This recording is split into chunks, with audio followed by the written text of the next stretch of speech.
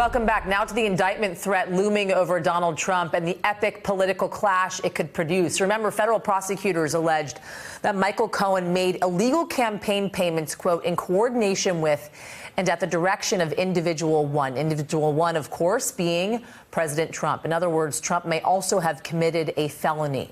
But Justice Department guidance maintains sitting presidents cannot be indicted, leading some to speculate the indictment will come after Trump leaves office.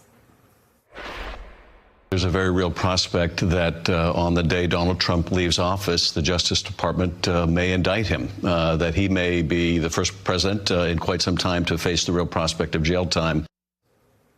But today, the New York Times, Michelle Goldberg considers another option if Trump is reelected in 2020. He could run out the clock on the 5-year statute of limitations on campaign finance crimes.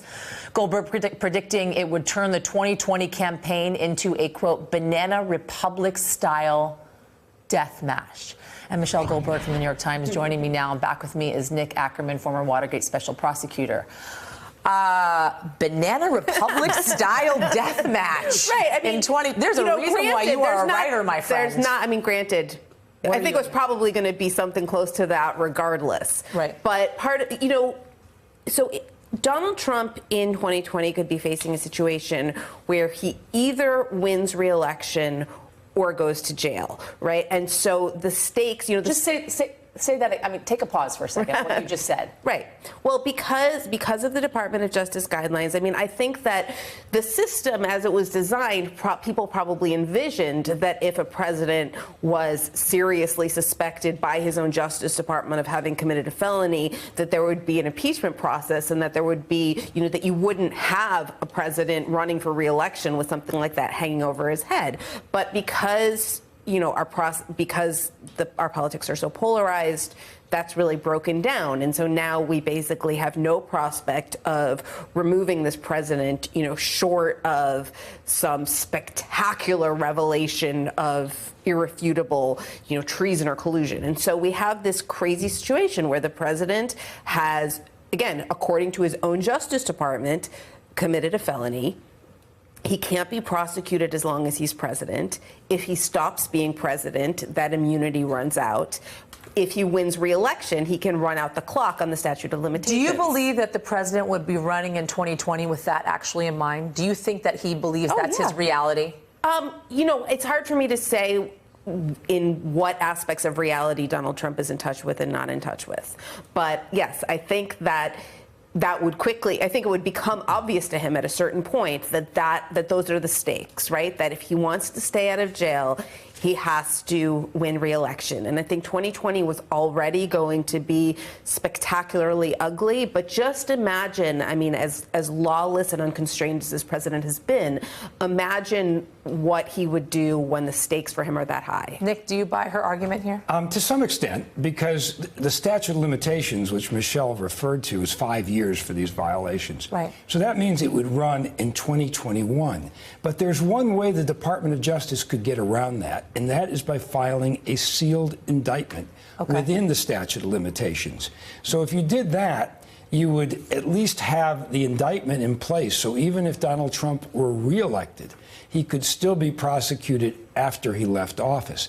Now, that doesn't mean that this would necessarily be announced to the public. Sealed indictments normally are not announced. So we wouldn't even know if it was going on. That's right. And if you take the Justice Department guideline, the real purpose, at least the policy reason why you don't indict a president necessarily, is because you don't want your president dealing with legal matters and having to appear in court and having to have all of the things attendant with defending an indictment when you're supposed to be running the country. Now, that particular argument was basically knocked down in the Paula Jones case by the United States Supreme Court, where they permitted a civil action to go against Bill Clinton.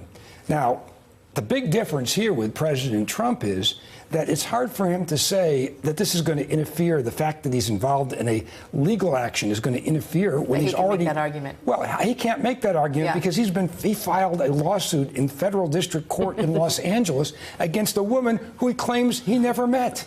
So when you're doing that, how can you claim that you can't be tied up in court? And besides, he spends so much time on the golf course. All they need to do is just schedule his trial in his golf course time and then let him act as president.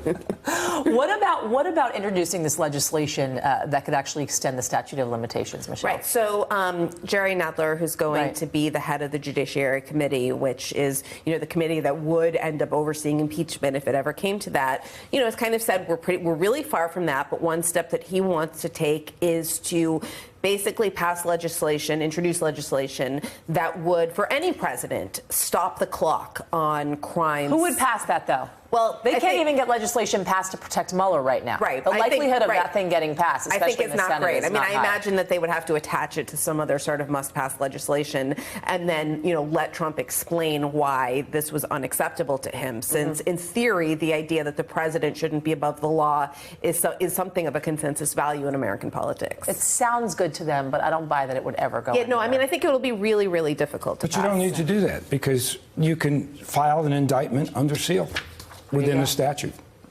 You know everything, Nick Ackerman. In a good way. Michelle Goldberg, Nick Ackerman, thank you both for joining me. Hey, I'm Ari Melber from MSNBC. You can see more of our videos right here, or better yet, subscribe to our YouTube channel below. You could have been anywhere in the world, but you're here with us, and we appreciate that.